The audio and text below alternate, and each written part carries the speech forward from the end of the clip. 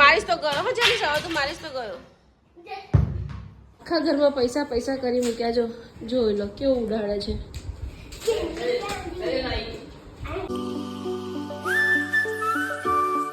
Hey guys good morning Radhe Radhe તો guys ગઈકાલે મારા ભાઈનો છોકરો જે આવ્યો છે તે એને લઈને હું હમણાં જાઉં છું આલુપુરી ખાવા માટે પહેલાં એ ઉઠ્યો છે અને મેં ચા પી છે હવે અમે જઈશું આલુપુરી ખાવા માટે આલુપુરી ખાઈને આવીને પછી અમે રસોઈ બનાવીશું તો ચાલો આજના બ્લોગની શરૂઆત અમે અહીંયાથી સ્ટાર્ટ કરીએ આખા દિવસમાં શું થઈ રહ્યું છે બધું તમારી સાથે હું શેર કરવાની છે તો ચાલો મળીએ પછી તમને તો જોઈ શકો છો ગાઈઝ મારા ભાઈનો છોકરો ઉઠી ગયો છે ને મસ્ત મજાની ચા પીવે છે અને શું ખાય છે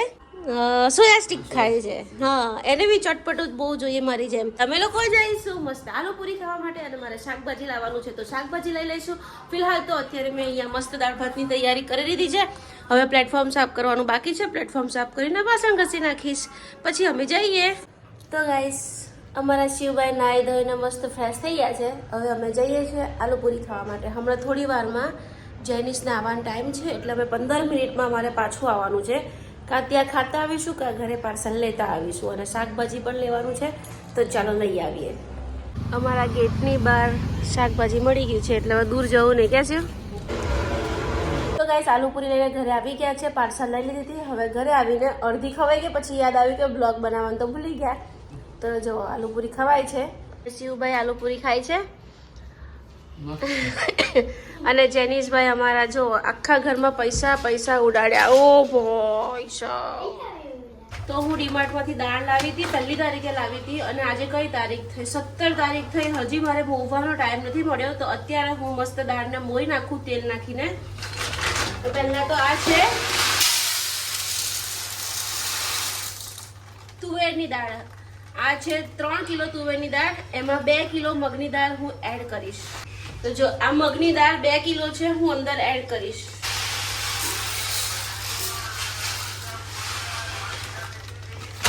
થોડી ઘણી ખીચડી બનાવવા માટે દાળ રાખવી પડે કેમ કે મારા છોકરાઓને ખીચડી બહુ જોઈએ સવાર સાંજ ખીચડી આપો ને તો એ લોકો ખાઈ જ લે પણ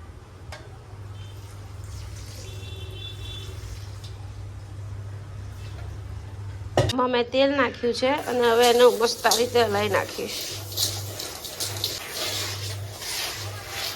તો જોયું મેં આ રીતે હલાવી નાખ્યું છે હવે હું ડબ્બામાં ભરી દઈશ અને 4-5 દિવસ એને ખોલીશ જ નહીં એટલે મગની દાળ અને તુવેરની દાળ મસ્ત મજાની મોવાઈ જશે પછી જ્યારે આ રીતે હું છૂટી દાળ મૂકું ને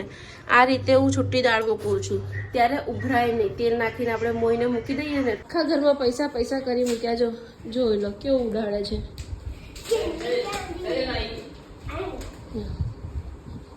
તો ગાઈસ હું ને શિવ આલુપુરી ખાતા હતા ત્યારે જેનિશ કે તમારા ભાઈના છોકરાને તમે આલુપુરી લઈ આપી અમને કેમ ના લઈ આપી અમે તમારા છોકરા નથી તો તાત્કાલિક મારી પાસે એને પૈસા લીધા અને શિવને લઈને નીચે પેકેટ લેવા ગયો બોલો અને જો આખા ઘરમાં ગંદવાડો કર્યો છે અને પૈસા જ પૈસા કરી દીધા છે તો ચાલો હવે ફટાફટ હું શાકભાજી લઈને આવી છું હવે હું શાક બનાવી દઉં આજે ભીંડાનું શાક બનાવવાનું છે અને શિવને દક્ષુ માટે બટાકાનું શાક બનાવવાનું છે શાંતિ રાખ ને નાટક બાજ લઈ આવ્યો પેકેટ તો 2 લઈ લેવાય ને કે એમ એક જ લીધું અચ્છા 10 રૂપિયા જ હતા કે જોવો ગાઈસ તો પેકેટ લઈ આવીને ફાઇનલી ખાવા લાગી ગયો ગાંડો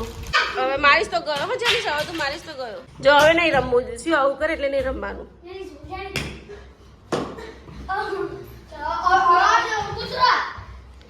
તો ગાઈસ ક્રિકેટ રમતા રમતા લડાઈ થઈ ગઈ છે હવે સોરી કહે છે बेटा तुम्हारा डैड અડધી ચડ્ડી તો ઉતરી ગઈ છે તો ગાઈસ ફાઇનલી હું જાઉં છું બાજરીનો લોટ લેવા કેમ કે મારે આજે થેપલા બનાવવાના છે બાજરીના કેમ કે શિવનો ઓર્ડર આવ્યો છે કે ફોય તમે થેપલા બનાવજો મને થેપલા ભાવશે તો હું અત્યારે જાઉં છું બાજરીનો લોટ લેવા મેથીની ભાજી તો હું સવારે લઈ આવી હતી તો અત્યારે હું બાજરીનો લોટ લઈ આવું ફટાફટ થેપલા બનાવું દક્ષ માટે પનીરનું શાક બનાવીશ જેનિસ માટે દૂધ ભાખરી બનાવીશ તો હા દૂધ બી લાવવાનું છે તો દૂધ બી લેતી આવું તો ચાલો હું ફટાફટ મળું અને છોકરાઓ ગયા છે નીચે રમવા માટે ક્રિકેટ મારા ભાઈના છોકરાને નીચે લઈ ગયા છે એ બોર થતો હતો તો પેલા લોકો એને લોકોને નીચે લઈ ગયા છે હવે એ લોકો નીચે રમે ને ત્યાં સુધી હું બધું શોપિંગ કરી આવું અમારા શિવભાઈ આઉટ થઈ ગયા છે તો અહીંયા બેઠા છે અને છોકરાઓ અહીંયા મસ્ત ક્રિકેટ રમી રહ્યા છે જો જો અમારા જેનિશભાઈ રન દોડે છે કેમ જેનુભાઈ અમાર જેનિસ તો સિક્સો મારે ને જોરદાર મારે. હા મસ્ત રમે છે. આઉટ જ નહીં થતો જેનું. Good boy. શું વાત કરે છે? તો મોકલવો પડશે અમારે. લચ્છો મારે પેલા એ.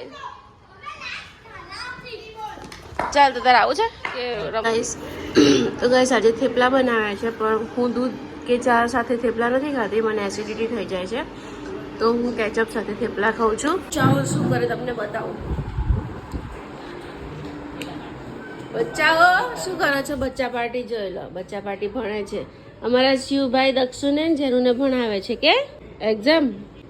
ટીચર હોય બનાય કે. બોલો આ છોકરો કે છે એક્ઝામ કોને બનાવી. ભણવું પડે છે ને એટલે ભાઈને જોર આવે છે. ઉઈ ગયો. આજનો બ્લોગ પસંદ આવ્યો તો ચેનલ સબસ્ક્રાઇબ કરજો. ફરી મળીએ કાલે એક નવા બ્લોગમાં. Bye bye.